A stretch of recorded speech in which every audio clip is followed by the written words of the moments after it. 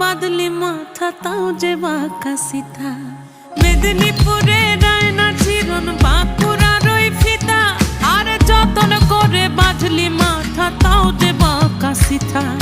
পেছ পায়